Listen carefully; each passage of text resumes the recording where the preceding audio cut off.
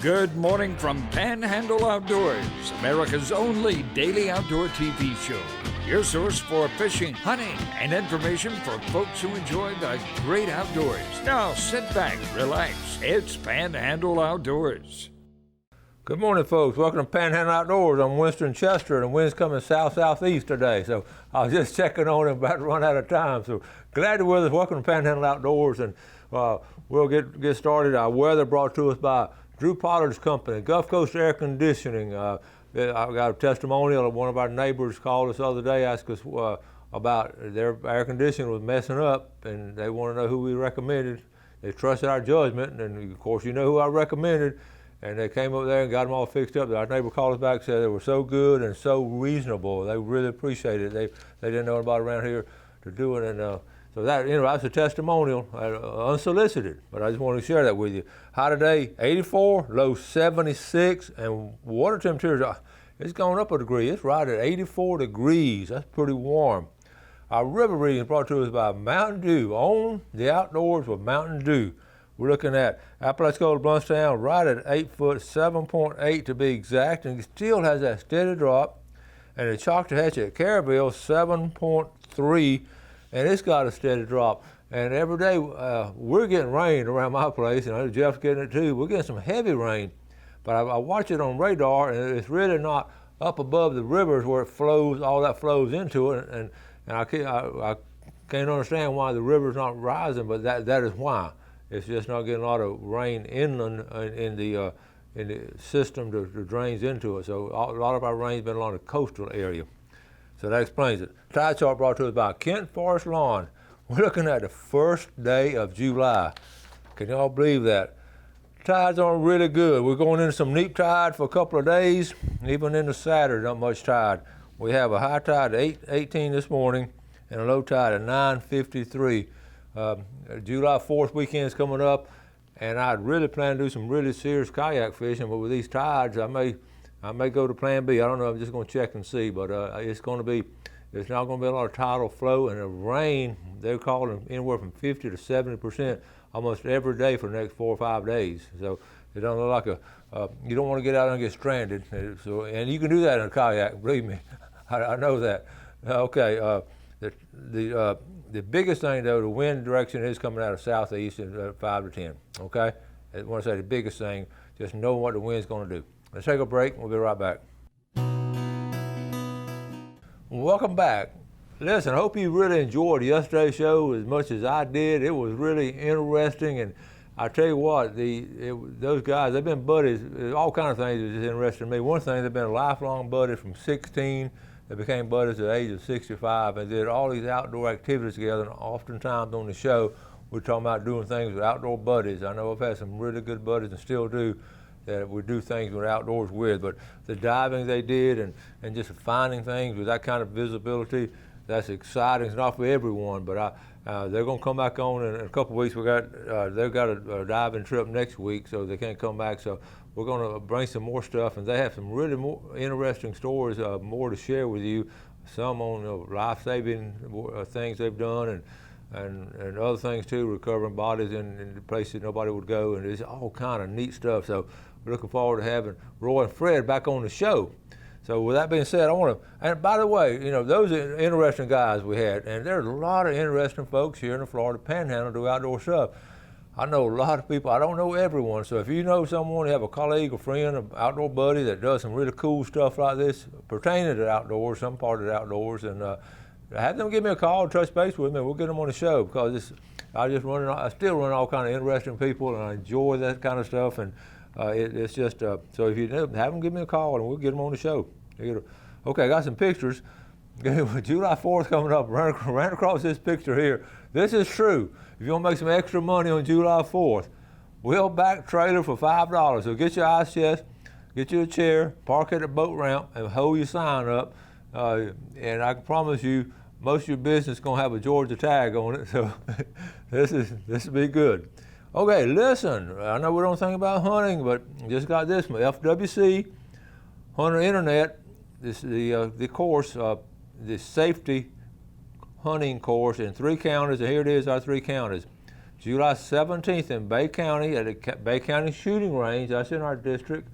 And so some folks over in Santa Rosa County, it's over there too in Milton. So, and then also they're doing it in the Northwest region. But the big area here, July 17th from 8 to 2. And you got to complete the online course and then come out and do that. And of course, most people know about that. So if you're born after 1975, you need to do that. So anyway, just letting you know about it. First one's out. My buddy Brock Myers, been on the show before. This is 17.5 pompano, and he said the sargassum out there, the weeds and all, are really bad. But I said this the other day, you still can catch fish with that kind of situation, and you're gonna get tangled up and aggravated a lot. But the fish, they're not going anywhere. They're gonna be there. Billy Grantham, this is out of his camera, so he got this one here. And what they're doing, they're just fussing back and forth and just sparring. That's cool, Billy. Billy's going to be on the show next week. I wanted to mention this to you, the Lynn Haven Park. They just had a grand opening. I've talked about it. I've been out there several times while they're building, kept an eye on it, make sure they're doing it right. And this is right below the dam on the east side, below the dam there next to Deer Point Elementary School. But it's cool. You're looking here up toward the Deer Point Lake is straight north of there, okay? So you're coming in like this, you have all this area here. They got good ramps, they got boat ramps down there. And I've been watching, I've been real curious. It's straight across the water from my house. And I'm so glad this is here instead of a big old condominium, which sooner or later it would have been. But look, isn't that a beautiful layout here? It's open, excuse me, open to all of us. You can launch your kayak, even folks who are in a wheelchair, whatever, you can get out there and do some things right on the water. Got a playground for the kids, bathrooms. Look at those bathrooms right there. And I guess a storage room. We got a lot. I've watched them put these up. That's good. And another angle of the playground. And see how you got a little circle drive. You can ride bikes. There's a frisbee golf course there. And look at there. I can promise you, look at the little white beach right there. They got to watch out for the sand spurs. And this is another angle of it looking back. And there's going to be some fish caught off that dock. So anyway, wanted to show that to you and make sure you're aware of it. Okay. Also, well, let's go ahead. We're at a breaking point now, but that's Lynn Haven Bayou, right next to Deer Point Elementary. And let me tell you where that came from. In 2010, we had the oil spill, and you know, they paid a lot of money to all the coastal counties all the way around that were affected by the oil spill, which was a lot of coastal counties. And everybody had to hand out, justifiably so. And there are all kind of things. The Welcome Center, I was talking to someone yesterday, the Welcome Center at Alabama and Florida, all those brand new Welcome Centers, oil spill money. We benefited a lot from the oil spill in our area, not to have been affected any. All of this was built with oil spill money. So there was something really came good out of it. All the counties on the coast, and Lynn Haven had the, I don't know what kind of word you want to use. They annexed all the land. The city, little city's been doing that for a long time. Cedar Grove, and all those places. They just reach out and just annex land. Panama City went all the way up there to Star Avenue. Lynn Haven went all the way up there to Deer Point Dam. And now so that's, quote, Lynn Haven city limits, I guess. So I guess the Lynn Haven police will go out there. But anyway, they annexed that land and got that money and built that. So that, no taxpayer money, that's all free, and we're open to all of us. All right, let's take a break. We'll be right back.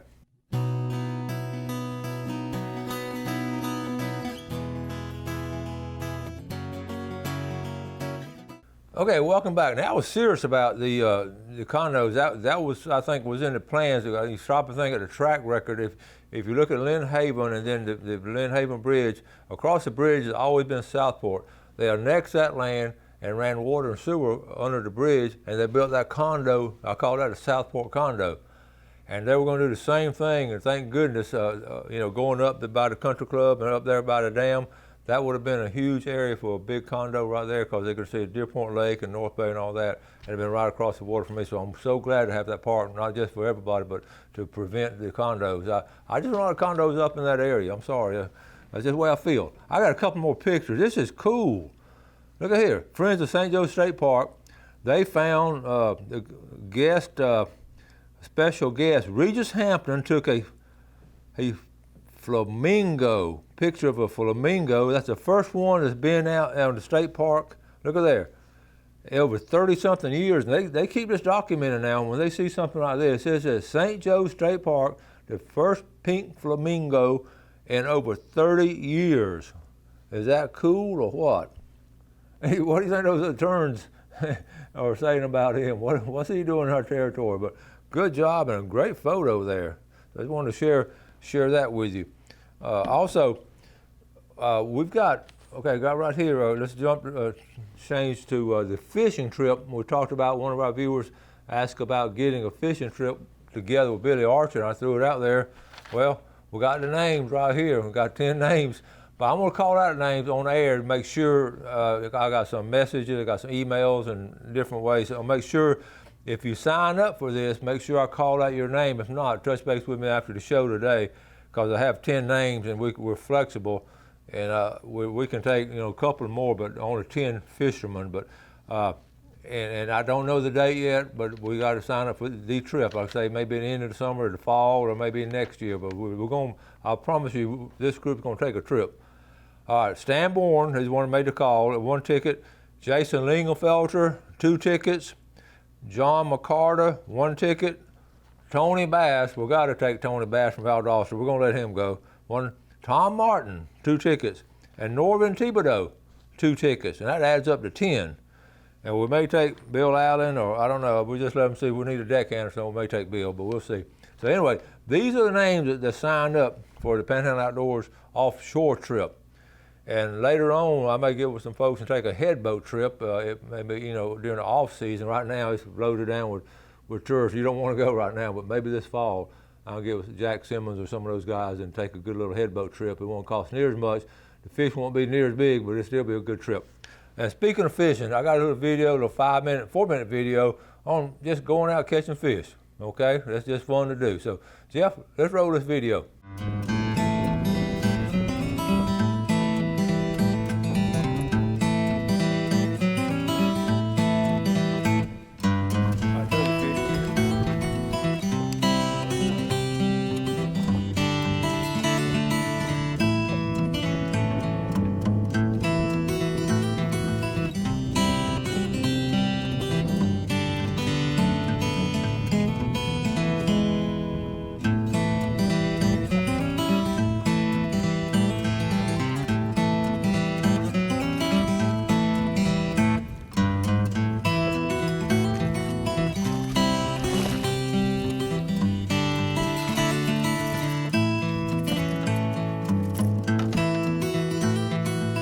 Gold spoon, look at there.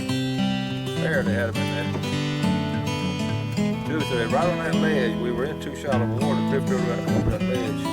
Nice trout. We're gonna let them go.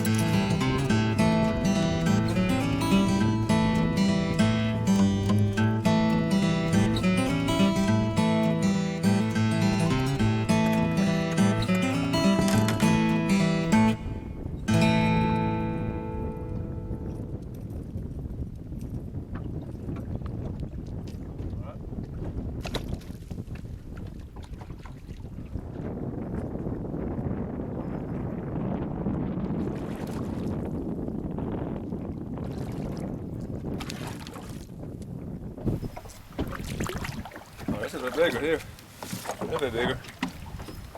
Folks, we're on this hole right here. Keep drifting over. Every time we drift over, we're getting a couple of trout. And no matter what we're throwing, they're hitting it. Folks, we're in the Express Lane Fishing Game Forecast peak time. Check this out. Nice trout right there.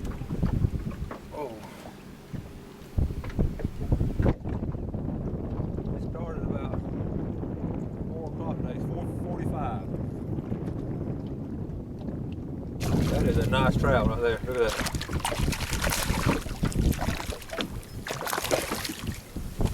I'm gonna go ahead and use it net just to make sure I get them good.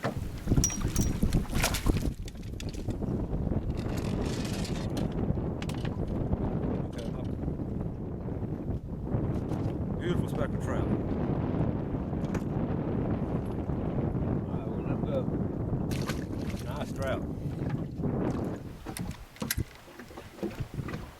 Another one. Folks, this is fun. There it is, right there. He's on the bottom. He's hugging the bottom. Ooh. He's under the boat now. I don't want to give too much pressure. You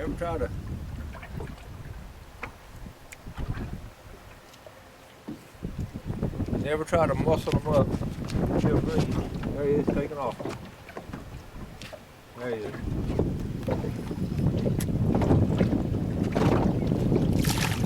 There you go. Released them right there.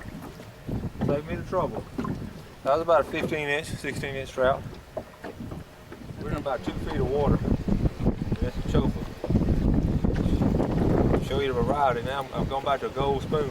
Hit that gold spoon. It's our little brim on it. Last cast. I always say last cast on last cast, but it don't always mean it's my last cast.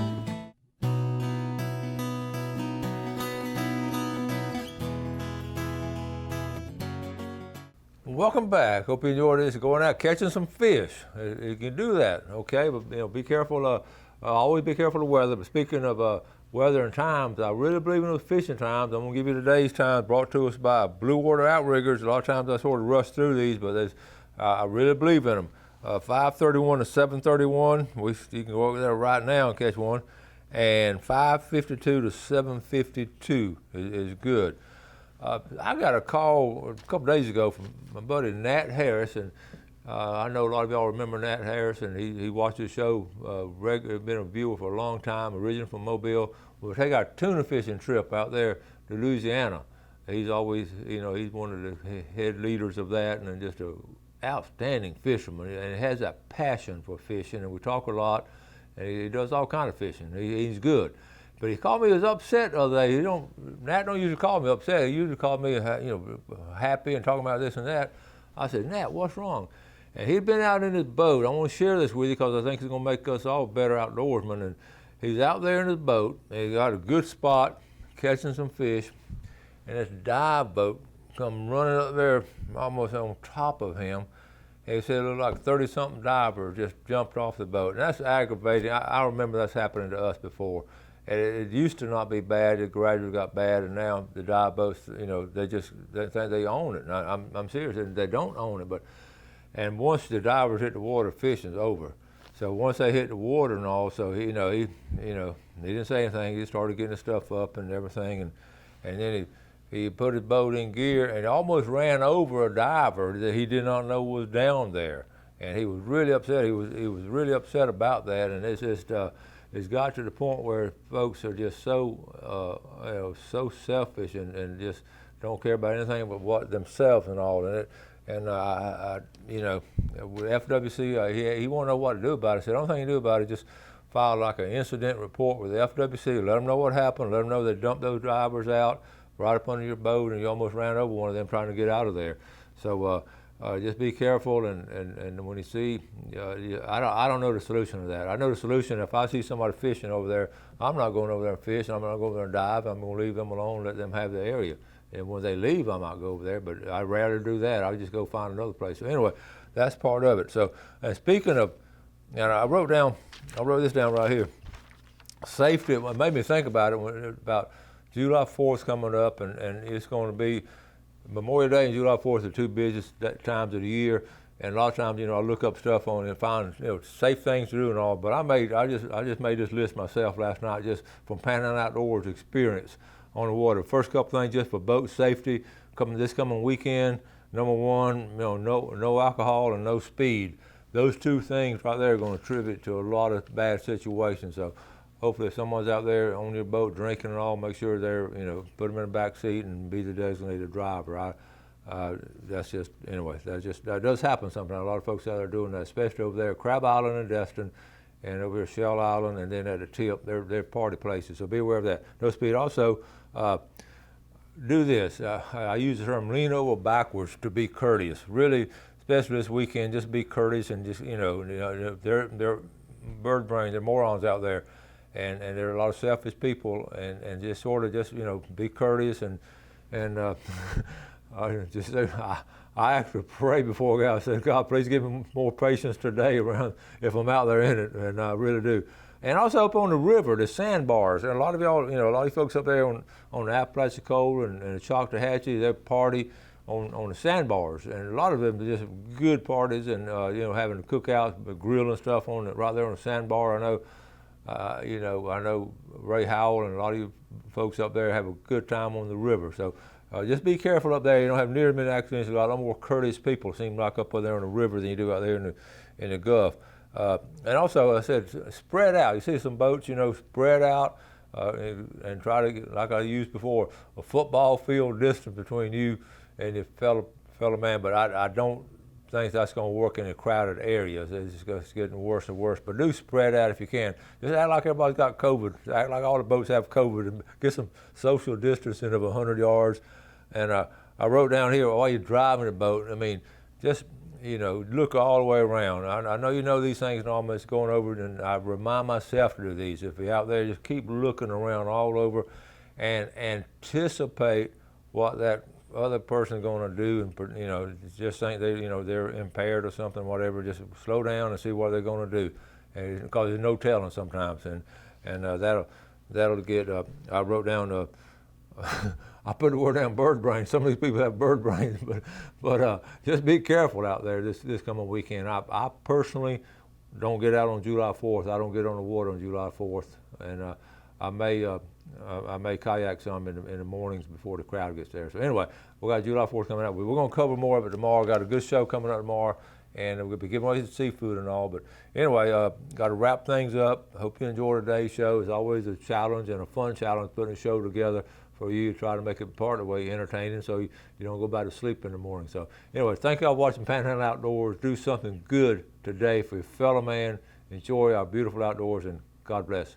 Thanks for watching America's only daily outdoor TV show, Panhandle Outdoors with Winston Chester, featuring hunting, fishing, and other activities and information to help you enjoy the great outdoors. Join us next time for Panhandle Outdoors.